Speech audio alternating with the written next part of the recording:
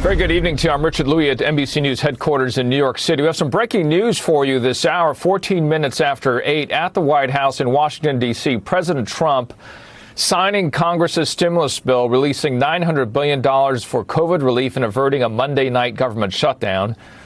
The president was at one of his resorts golfing today. Let's go straight to NBC's Josh Lederman, who was with the president this weekend. And Josh, what is the news we're getting?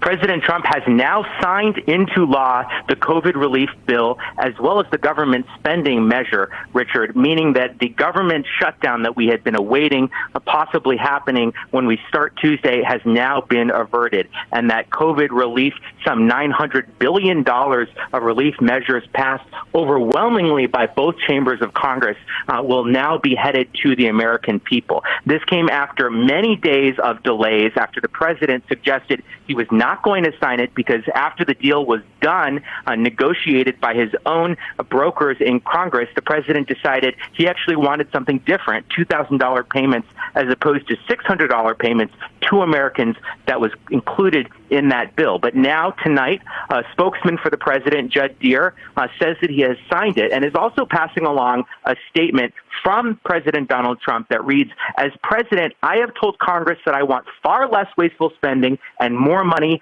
going to the American people in the form of $2,000 checks per adult and $600 per child." The president going on in this message to say he's sending a strong message that makes clear to Congress wasteful items need to be removed.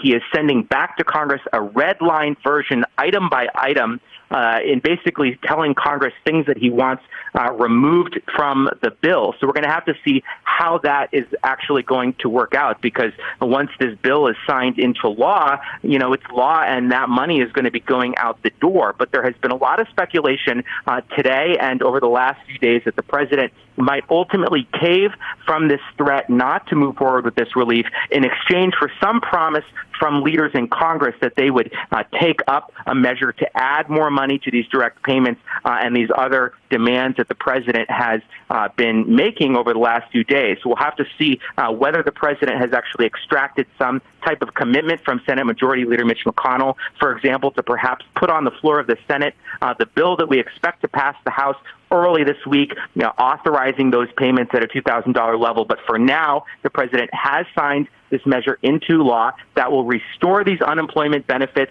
stop that eviction, the evictions that we're going to be facing Americans starting on January 1st. But we should say the president's gambit over the last several days is not without real pain for Americans across the country, Richard, because the fact that the president waited until now means a full week of those unemployment benefits that Americans had been counting on, they will no longer have. So, Josh, folks listening are thinking, what is the red lines, right? Are they big red lines? Are they small red lines? Any indication in terms of what those caveats might be? And I know it's way early, if you will, in terms of getting those details.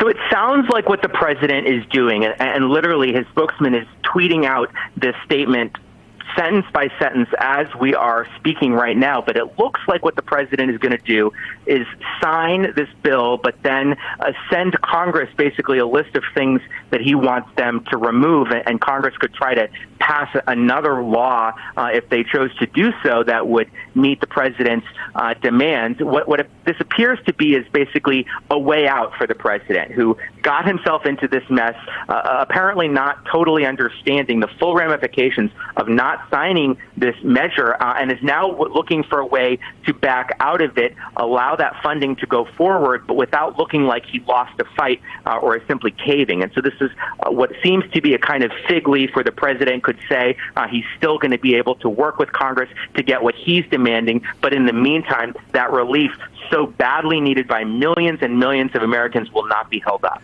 Hey there, I'm Chris Hayes from MSNBC. Thanks for watching MSNBC on YouTube. If you want to keep up to date with the videos we're putting out, you can click subscribe just below me or click over on this list to see lots of other great videos.